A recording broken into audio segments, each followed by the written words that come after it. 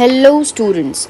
ये वीडियो उन लोगों के लिए है जिनको कि इस चीज़ को डिसाइड करने में कंफ्यूजन हो रहा है कि उनको एमकॉम करना चाहिए या फिर एमबीए करना चाहिए।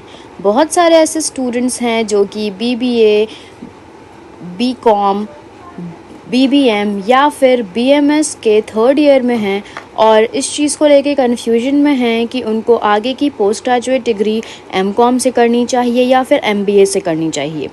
उन्हीं लोगों के लिए ये वीडियो है।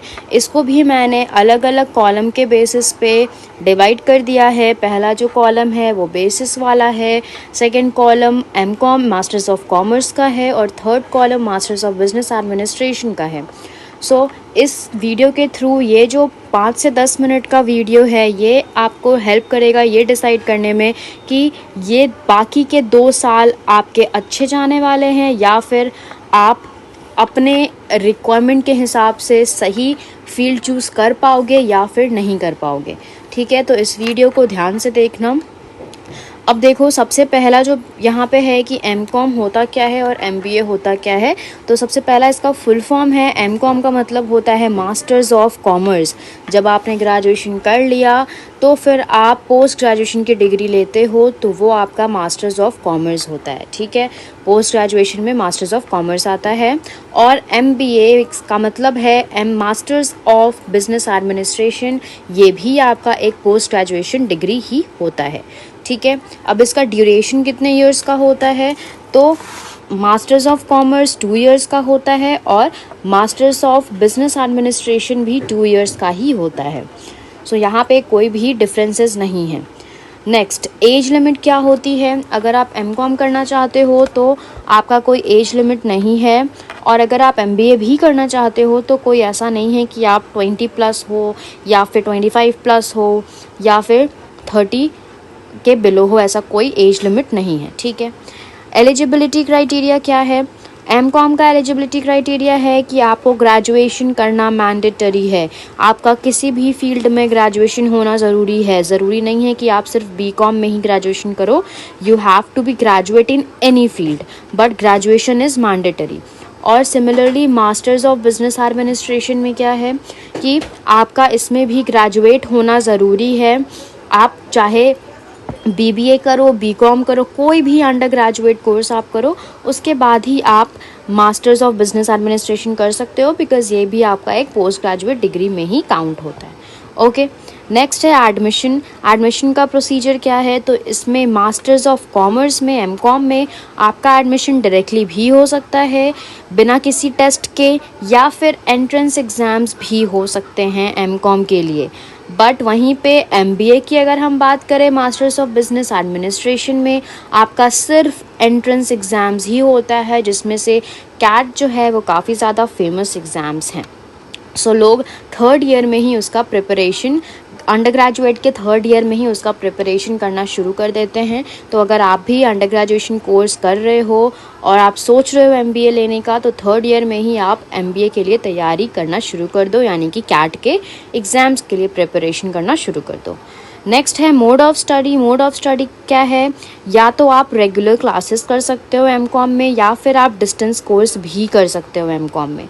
ठीक है, सिमिलरली एमबीए में भी आप रेगुलर क्लासेस भी कर सकते हो और डिस्टेंस कोर्स भी कर सकते हो। ऐसा यहाँ पे मैं नहीं बताऊँगी कि ज़्यादा बेटर कौन सा है, दोनों ही। अगर आप किसी और चीज़ को करना चाह रहे हो, लाइक कोई और रिक्वायरमेंट है आपका या आप पार्ट टाइम जॉब कर रहे हो, तो आप डिस्टेंस कोर्स कर लो, कोई इशू नहीं है। अगर आपको लगता है कि नहीं, आपको 2 साल फुल्ली डेडिकेटेड रखना है अपने को एमकॉम या एमबीए की तरफ, तो आप रेगुलर कोर्सेज कर लो, ताकि उससे आपको क्लासेस भी अटेंड करने को मिलेगा और हर एक लेक्चर्स भी आप अटेंड कर पाओगे।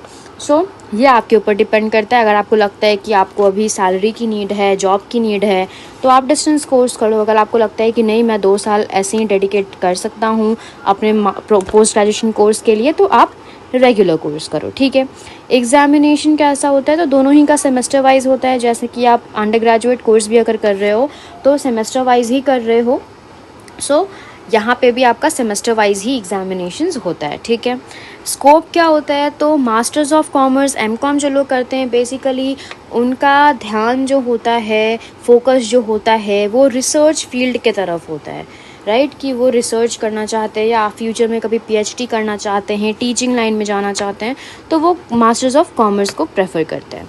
नेक्स्ट है, अगर MBA करना चाहते हो तो मास्टर्स ऑफ बिजनेस एडमिनिस्ट्रेशन में फोकस ज़्यादातर कॉरपोरेट वर्ल्ड यानी कि कंपनीज़ के ऊपर होता है कि कंपनी में आपको किस तरीके से काम करना होगा। एडमिनिस्ट्रेशन का मतलब ही होता है डिफरेंट डिपार्टमेंट्स को मैनेज करने का स्किल। तो डिपार्टमेंट्स कहाँ होते हैं, किसी कंपनी में ही होती होगी, किसी फर्म में ही होती होगी, तो उसी को सही तरीके से मैनेज करने का स्किल आपको मिलेगा MBA में, ठीक है। नेक्स्ट है डिफ़िकल्टी लेवल।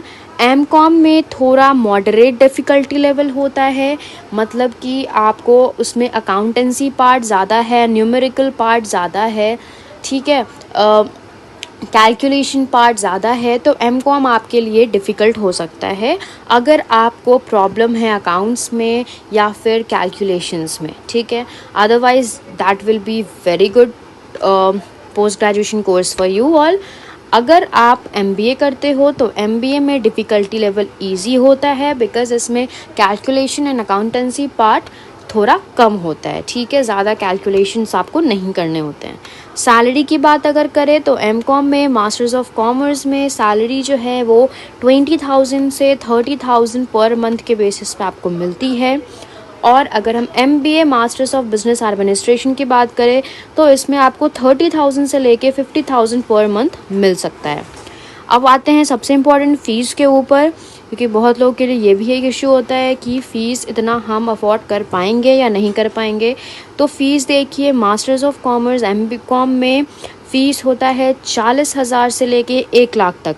ये मैं ऑन एन एवरेज बता रही हूँ, सैलरी भी ऑन एन एवरेज ही मैंने बताया। ऐसा नहीं है कि आपका, अगर आप MCOM में हैं तो आपका 35,000 और 40,000 सैलरी नहीं हो सकता है। ये मैंने सिर्फ बताया कि स्टार्टिंग सैलरी इतनी आपकी पर मंथ हो सकती है, या मे बी 20,000 से कम भी हो सकती है कुछ लोगों की पर मंथ, ठीक है। वो डिपेंड करता है स्टार्टिंग में आपको कौन से कंपनी में आपको प्लेसमेंट मिला है, ठीक है।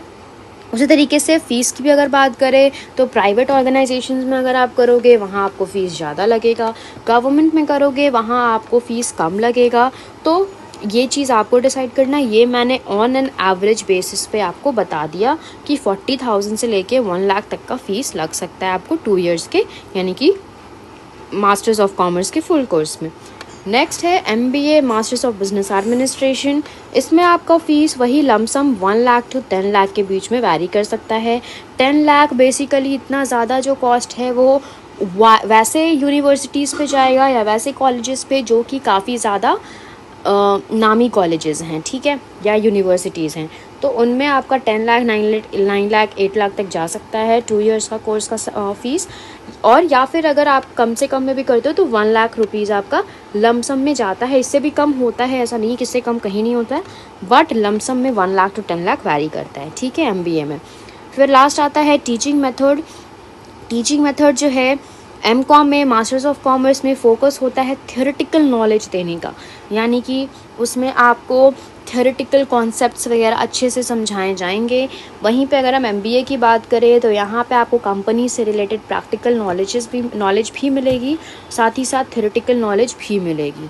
तो यहाँ पे आपको दोनों तरीके का ही मिलेगा। ऐसा नहीं है कि MCOM में आपको बिल्कुल ही प्रैक्टिकल नॉलेज नहीं मिलेगा, लेकिन एक लिमिटेड पॉइंट तक मिलेगा, ठीक है। बट वहीं पे MBA है, क्योंकि वो पूरा का पूरा कॉर्पोरेट वर्ल्ड से रिलेटेड चीज़ है, कंपनी से ही रिलेटेड चीज़ है, उससे आप पढ़ाई करते हो, उसी से रिलेटेड कंपनी से, तो वहाँ पे प्रैक्टिकल नॉलेज थोड़ा उसको हाई वेटेज मिलेगा, ठीक है।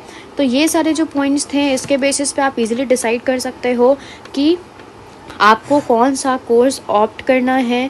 आई होप कि आपको अच्छे से क्लियर हो गया होगा अभी इस वीडियो के बाद। सो अगर फिर भी कोई कहीं पे भी किसी भी पॉइंट में किसी भी टॉपिक से रिलेटेड आपको डाउट है तो आप लोग मुझे कमेंट में मेंशन कर सकते हो, ठीक है। I will try to solve your queries as soon as possible. Thank you.